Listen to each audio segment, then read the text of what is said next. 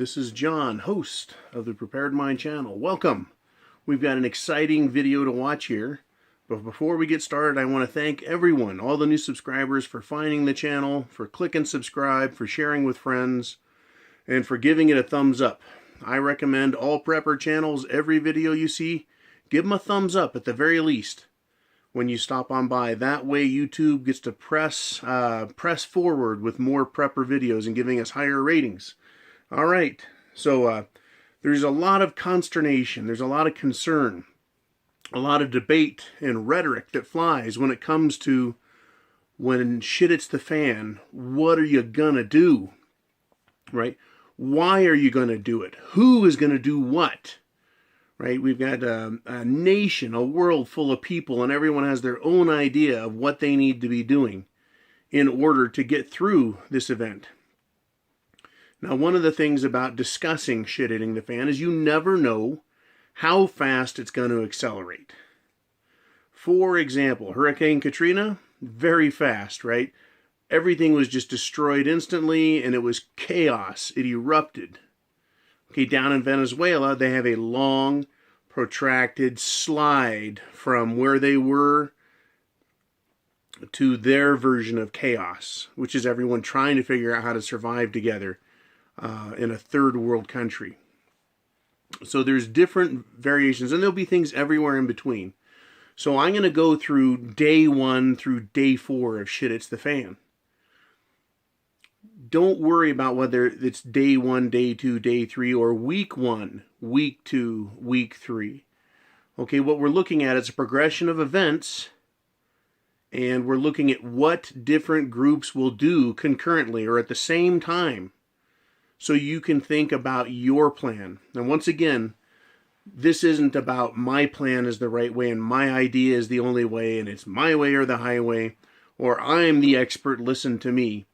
All I'm presenting are some ideas for you to consider, and you can incorporate into your plan, and you can share with people in your group. Because it's really at this point about planning and discussing and thinking. It's not about who's right and who's the expert, who's the boss. A lot of people think of prepping kind of like it's surviving. Well, if you can't make it through the first couple of days or the first couple of weeks, there's not going to be any surviving for you, because you're going to get, you're going to get in trouble, you're going to get shot, you're going to get killed, you're going to have all your stuff taken, right?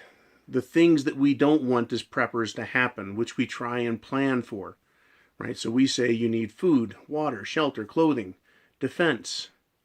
You don't want to get 2 days in and have someone steal all your food, right? Man, your whole plan is out the window. Now you're going to be scavenging and doing who knows what in an improvisational attempt to survive, because at that point you will be surviving. So the idea is to take your entire plan, your group, and all its resources, and keep them intact throughout the entire SHTF event, whether it's a week, a month, whether it's a whole year of total chaos and uncertainty, much the way Venezuela is dealing with. So let's do this. Let's take a look at a board. I've drawn up a board. And we're going to assume, for the purposes of discussion, that day 1 is a day, and day 2 is a day, but day 1, shit hits the fan. Complete power outage, the worst shit hits the fan imaginable.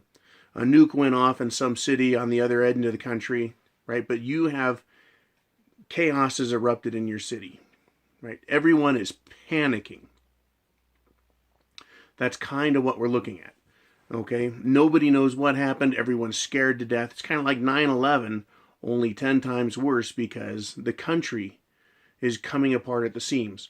So that is the foundation that I'm going to set for talking about the board I've drawn up, so we can look at it and see what different players are doing. Okay, and once again, this isn't the way it has to happen or it's going to happen. This is a look at a way it can happen. And we're going to talk about the people, the players in it, and the why. Why are they doing this? How are they doing this? That sort of thing. Okay, and we can start some discussion. So let's grab the board here. All right, the old white board. All right, so shit hits the fan, day 1, right? Chaos has erupted. Over here on the left is you. Okay? The other players in this are the government. That includes law enforcement, bureaucrats, the people you will see in an emergency situation. Okay, peeps. I just wrote peeps, right? For the people, just other people, non-preppers. And then MARA, that's the marauders. Okay, gangs, ruffians, the criminal element. There we go. Let's just call them the criminal element, okay? So over here on day one, shit is gone ape shit, right? Bat shit, ape shit. It's off the hook. Instantly, do you bug in or bug out?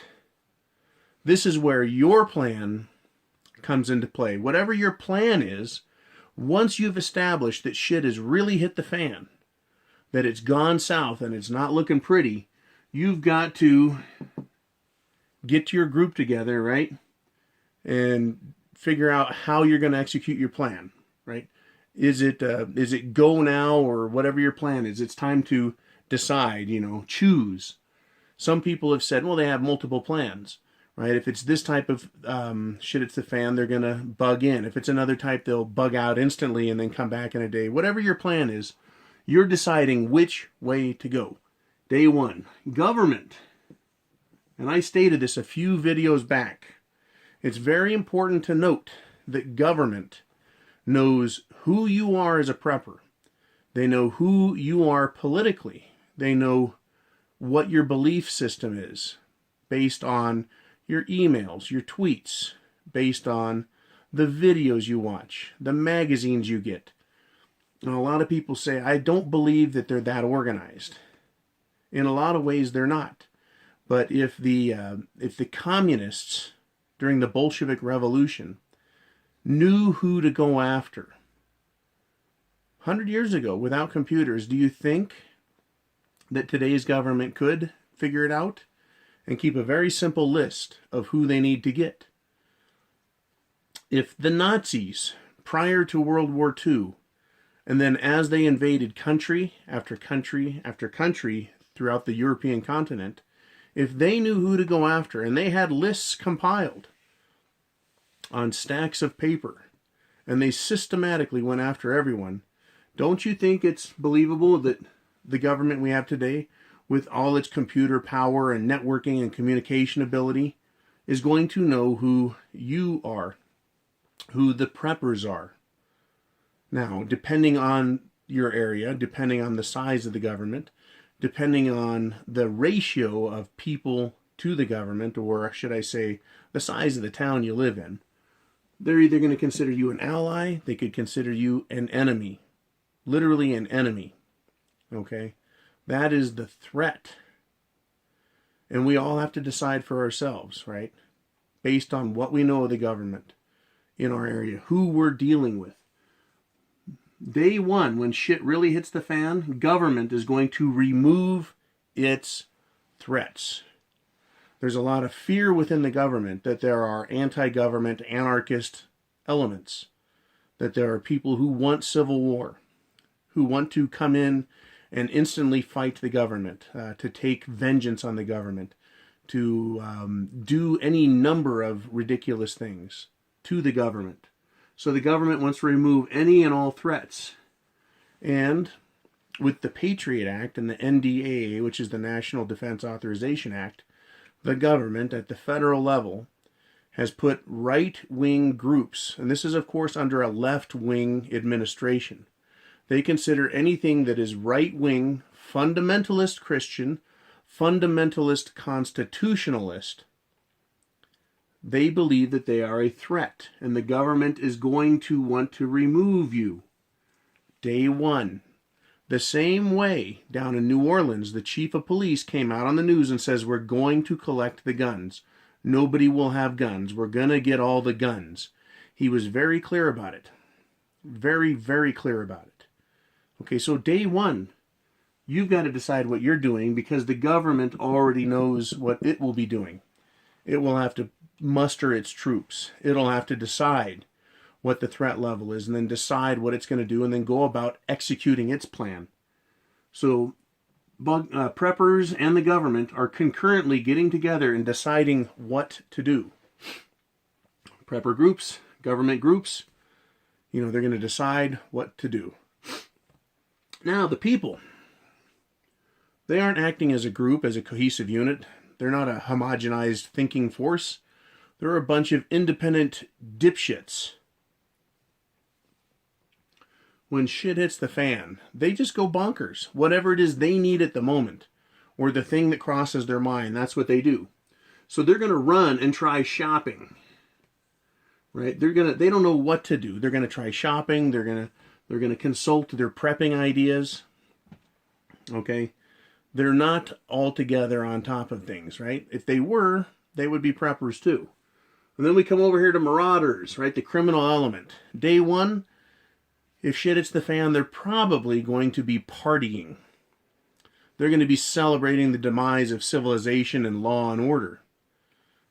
What are they really going to be doing? Who knows? Are they going to be joining the people somewhat in the shopping spree? Yeah, possibly. Possibly, but I think they're just going to have a good old time. They're going to laugh their criminal asses off. Okay, so that's day one. And again, this isn't an exact timeline.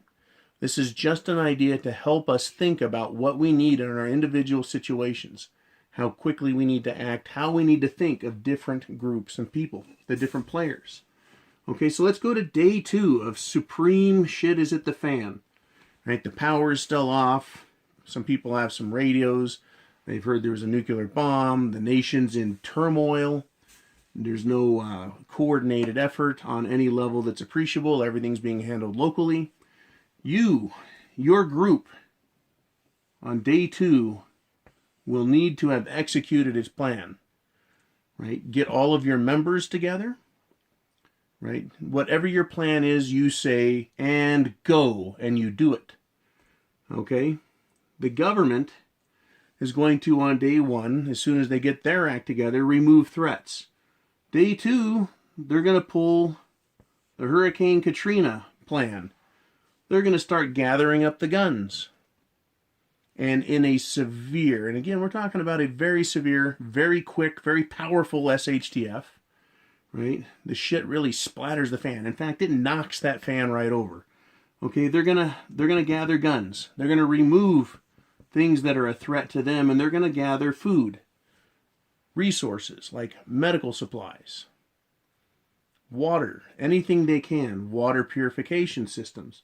They're going to want that stuff because they're going to say they're gathering it to protect the people. They need to do that, right? They need to find out what resources are available so they can plan things out.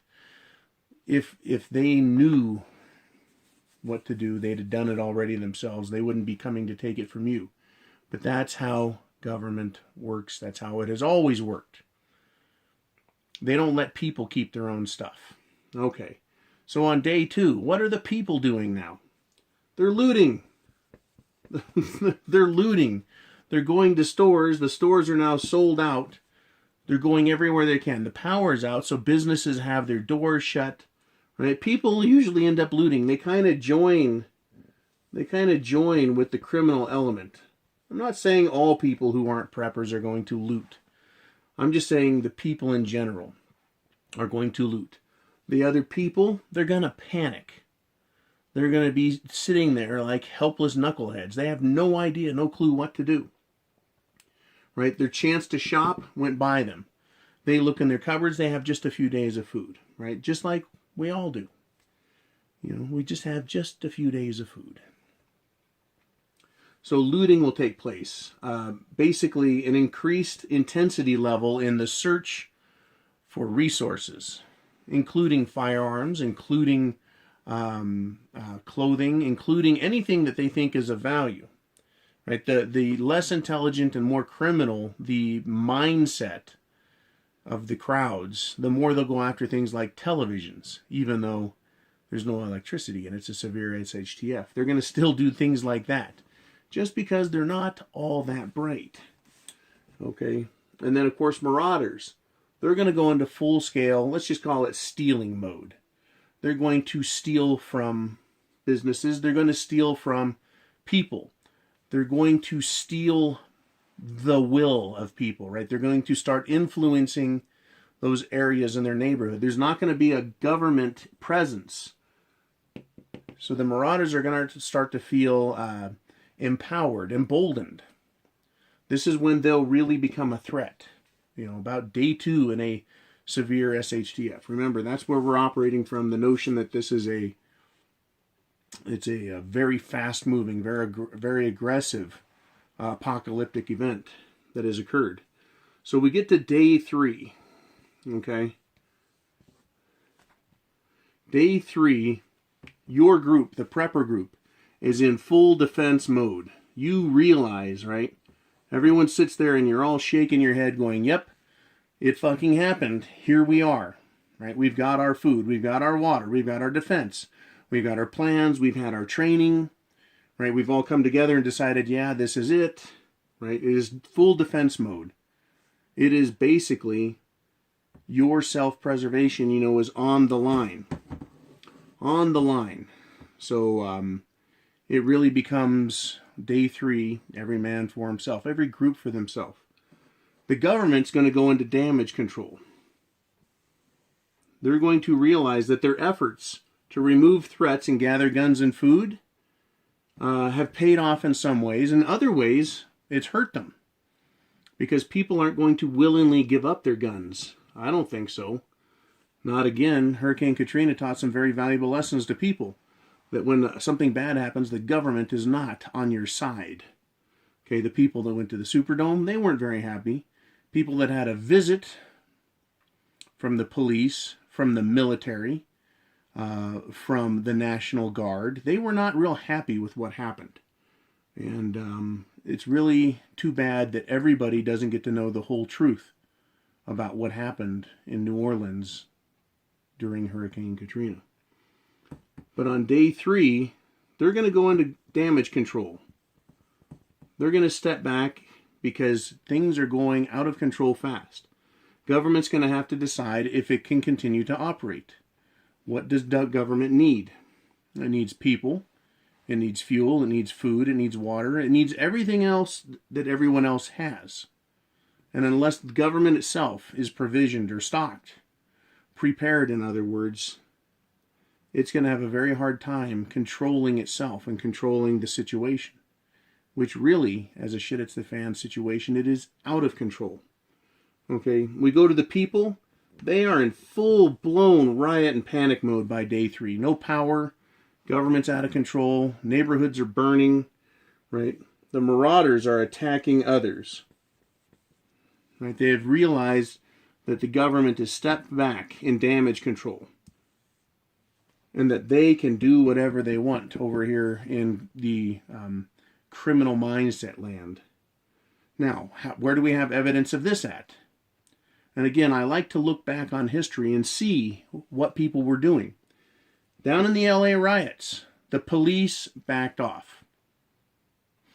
Okay, store owners, especially the Koreans, they got a lot of good press for this, right? They had to defend their property against the rioting and the panicking and the criminal elements that were trying to take their stuff, trying to burn their businesses. And they defended themselves, much like preppers in full defense mode would, right? But these guys over here, while these people are rioting and panicking, the criminal element is doing everything they can to increase their power. Because if you think about criminals, what they're looking for is an opportunity. They have the need or the want. They want food, they want power, they want to get away with their lifestyle. They really do. They want to get away with their lifestyle. Criminals are very plain speaking when it comes to that. They want to get away with their lifestyle. They don't like being told what to do. Hence, criminals. They have no respect for other people, their property, their rights, anything. That's why they rape, steal, destroy property, both public and private. They're the criminal element. Okay? The people are rioting. They're panicking. They don't know what to do. They've got nothing going on. So, shit has hit the fan, day 3. Right? The government is pulled back. They're trying to decide what they're going to do because they can't control the situation. Preppers are in full defense mode. criminals are going and doing their business, right? They're consolidating their power and starting to step out. And the public are left to defend themselves, and they are in full riot and panic mode. Let's get to day 4. Day 4, you, the prepper, you know where the bear shits in the wood, right? You know the price of tea in China, right? It's impossibly high because you can't get it. It is game on. 100% game on day 4. Everyone's alert. Everyone's awake. Everyone realizes it's for keeps. The police, in my opinion, day 4, unless they have food and water, they're going to go into self-preservation mode. This is where I talk about the police that I've talked to personally, the law enforcement personnel. They themselves have shit-it's-the-fan bug-out plans. They could bug out on day 1 or day 2 or day 3, but let's just assume that they've made it to day 4. Well, day 4, they're going to say, fuck it, right? Because everything is shot. Okay, power out, no food, no gas, no this, no that, right? It is gone. They're going to go into self-preservation mode, the government is. If they've got food, they're going to sit on it. They're not going to distribute it to the people. They won't. Why? They're worried about themselves. That's why the government has things called COG, continuity of government. All government cares about is itself. Essentially, it's a group of people. The government is. They're government workers. That's what government is. It's made up of government workers. And what are they concerned about? Themselves. Preserving themselves. Preserving their power. Preserving what they have as the result of that power. The gathering of food, fuel, water, weapons, everything that we consider extremely valuable, they do too. And they're going to want to go into self-preservation mode if they have those things. If they don't, they're probably going to bug out. Or anywhere along the line, members of the government will bug out. Okay? As far as the people go, day 4, you've got just absolutely fucking complete and total chaos. There is no hope for them. They're on day 4. There's no food. There's no water. There's no milk. They don't know what to do. People are shooting each other out of stupidity. People are starting fights. They're accusing each other of everything under the sun. People are morons on any given day. After 3 full days of shit hitting the fan, what do you think they're going to start with on day 4? They're going to be sleep deprived. They're going to be worried to death. Day 4, chaos reigns in the streets. And what are the criminal element, the marauders, going to do? They're going to hunt for people and food and guns. They're going to expand their turf. They are going to start hunting. Hunting for the things they need. Now, the question really is here, as a prepper, when will the people in your neighborhood remember what you are? Remember that you're a prepper. Remember that you're a hunter, that you have a generator, that you're that guy that shows up and has lots of boxes from the supermarket, right, a Costco or a Sam's Club. You're the guy that gets strange shipments from UPS or FedEx, right, a pallet of this, right? You've got guns, you do a lot of shooting at the shooting range. That's when I say, or why I say, day 1, day 2, government's going to be looking at you. Government's going to be looking at prepper groups and preppers. And you are a primary target to take out early on because they don't want you organized. They don't want you in full defense game on mode. They need to beat you to the punch. And if they take you out, they get your food, your water, your resources, and they've removed a threat. They may try and recruit you and say, hey, come to work for us, help the government maintain control, we'll give you your food, right? They're going to give you your stuff. They may conscript you. Okay, but let's look at the people. You know, day 1, they're shopping. You know, they're trying to buy their own food. They're trying to figure out what to go. Day 2, you know, there's looting starting to go on. But some of the smarter regular people, they're going to remember you, right? They're going to go, hey, I think Billy Bob is one of those preppers.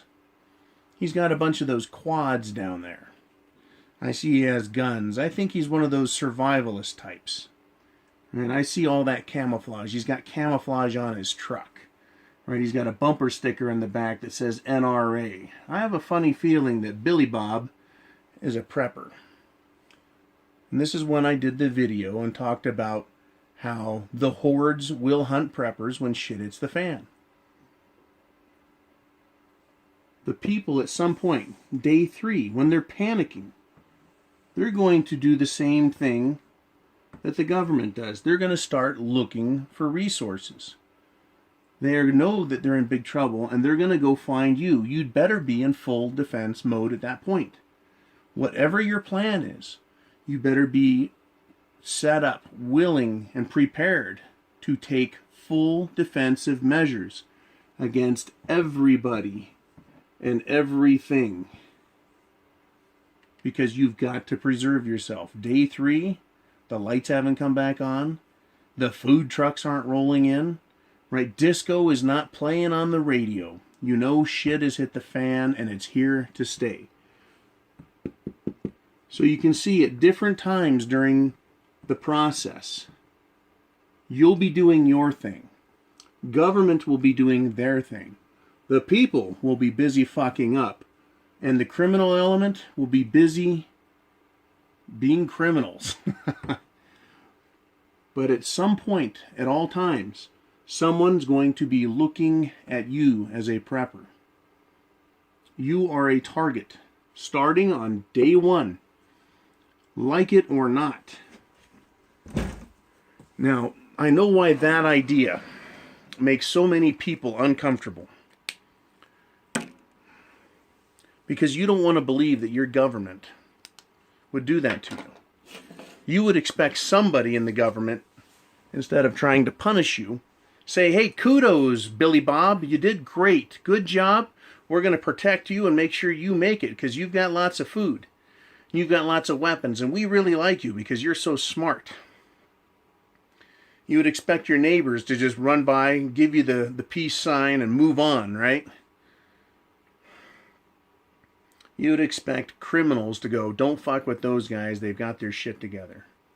But that's not what's going to happen. The government considers you a threat. Right now, in peacetime, while the shit hasn't hit the fan. Do you think their attitudes are going to improve when shit does hit the fan? Do you believe for a second they're going to give you a break? I mean, these are fair questions to ask. You, as a prepper, have spent a month, a year, 5 years, 10 years. You could be like me, back to the 80s, prepping, learning survival, joining the military. I go through all of this effort my whole life. Not my whole life hasn't been to prep, but my whole life has been to live well, live intelligently, and be prepared. Kind of like a Boy Scout, if you will. I don't want to have gone through all of this exercise just to have some asshole show up and go, hey, John, just come on out, give us your stuff, go get in line down at the FEMA camp. Nice job. No, that's not what the purpose is. So preppers, yeah, you're like, no, I didn't do all of this. I didn't plan it, think about it. I didn't go through all the trouble. I didn't make the personal sacrifice just so that on day 1, the government can show up with a post office van to take all of my stuff from me. That's very irritating to a lot of people, and it has led a lot of people to say, that's why I'm going to bug out. I'm going to take all of my shit and I'm going to fly the coop. I'm going to get out of the danger zone. That way no one can come for me. That's what gives this plan, the bug out idea, so much merit, is you gather your stuff and you get the fuck out of Dodge. GFOD. You get the fuck out of Dodge. And you take your stuff so you know it's yours. And you're going to another place that presumably is better protected, isolated, etc. That's the idea. That's the hope. That's the idea, that's the hope, that's the wish, right? It's the prepper dream, is to escape the chaos and make a better time of it. But day one, the government's coming after you. Now, if they don't, you win. If you're ready for it, if you know that that's a possibility, if you plan a contingency to deal with it, whatever your contingency is, I don't think I need to know, but whatever your contingency is based on how you feel about your local government and your local law enforcement, or any state government in the area, or any federal government in the area, any military in the area, you've got to take it all into consideration. Any gangs in the area, right? You've got to see yourself as a target, and not just an average target or a normal target. You are a rich target. And by rich target, I mean the value for taking your resources is an extremely high reward. So kicking in doors on average people day one isn't going to provide the resources government wants. It's going to want to disarm people, and it's going to want to take their resources. It's going to want to remove any element that may stand against it. It is for that reason that preppers are a primary target on day one.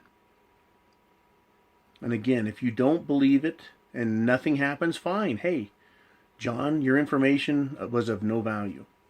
If you think there's a possibility of that being true for you in your group, plan a contingency. If it doesn't come to pass, hey, once again, you win. But you've had the plan in place, and it can be applied equally to other groups that want the same things. I don't think the marauder groups are going to show up and ask for your granola bars. Right? That's not what they're after. They're after everything you have. Right? Do the marauder groups think of you as a prepper group and therefore a danger to their turf? Not really. They just see you as a fucking snack. Right? That's all they see you as. Whereas government is much more sophisticated, has lists, has time, it has an agenda, and it knows what it wants to do in an emergency, and it executes its plan.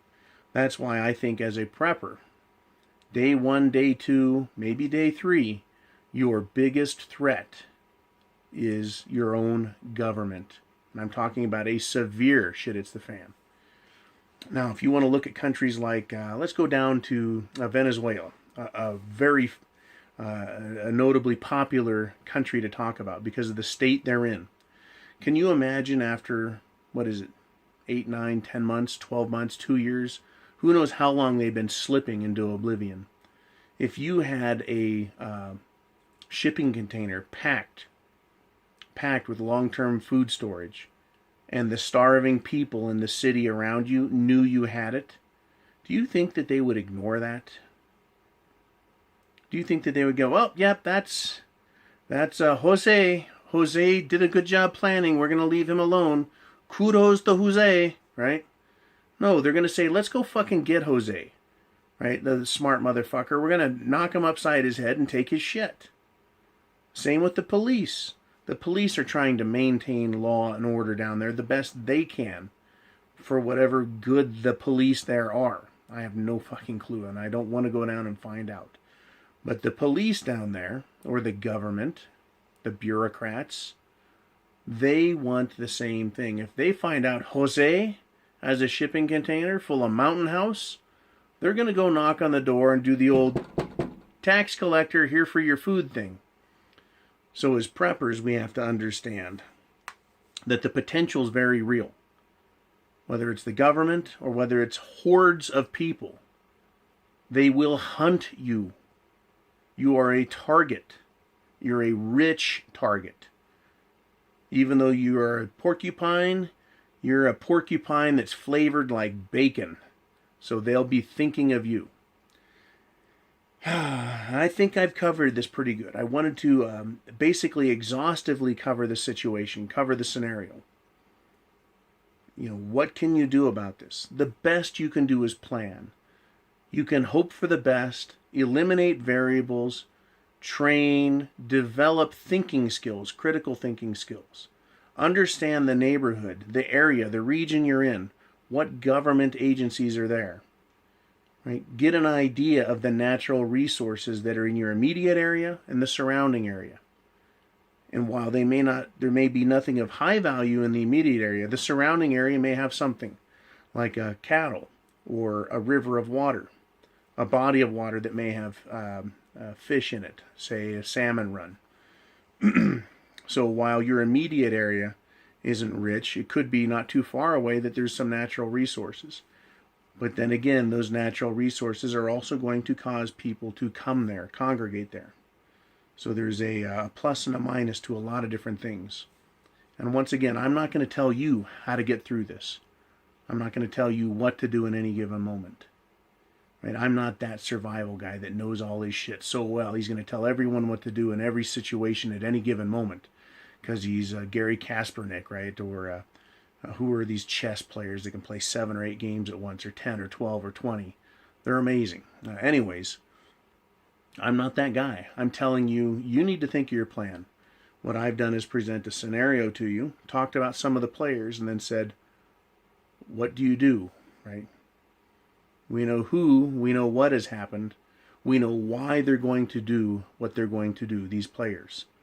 You have to decide what you're going to do about it, how you're going to go about doing it, and when, in chronological order, you'll take the steps that you feel necessary to successfully traverse a shit-it's-the-fan event. I want to thank you for everything. I want to thank you guys for watching this if you made it this far.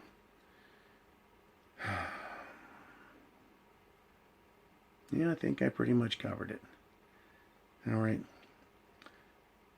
So if you've watched the whole video, the magic word that you can use in your comments is suburban.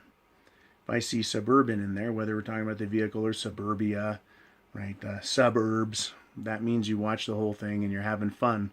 That's one of the fun little elements I've enjoyed putting in the video is the magic word. It's just a fun little way we can communicate in the comments when I get over there.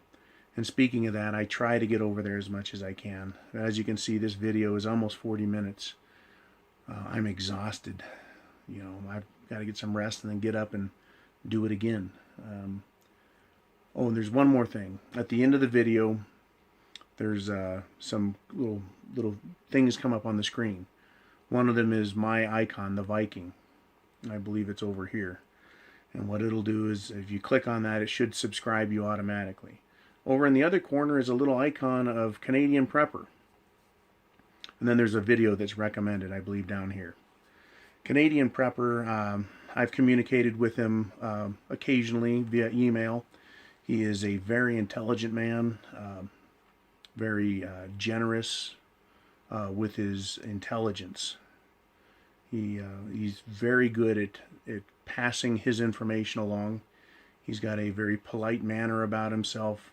He's very confident, very intelligent, very thorough, and he does a lot of training and gear type videos.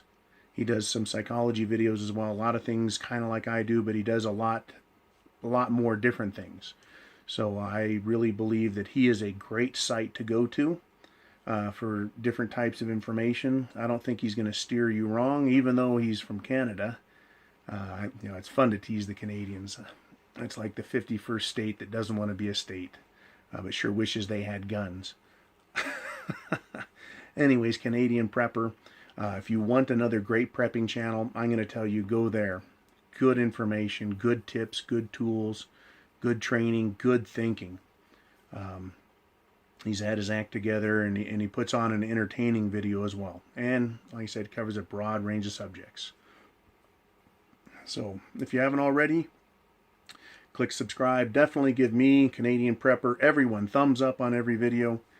Get yourself prepared, please. Chance favors the prepared mind. That's been my motto on this forever. Right? You have to decide what you're going to do. We just talk about ideas, but you have to do it. Prepare your mind. Okay? When an emergency happens, right, you may breeze through it if it's just a small one or even a big one. You may breeze through it and go, wow, good thing I was prepared. Yeah, no shit. people that aren't going to be prepared are going to be in heap big trouble. Please, if you believe anyone you know could learn from the information I presented here, click share, little share button down below the video there. You can send the link to this video through Facebook, through email, through messages, through text, through Twitter, I don't know, all kinds of stuff down there. But that should take care of it. That really should take care of this video. I want to thank you very much for watching, and I'll talk to you guys later.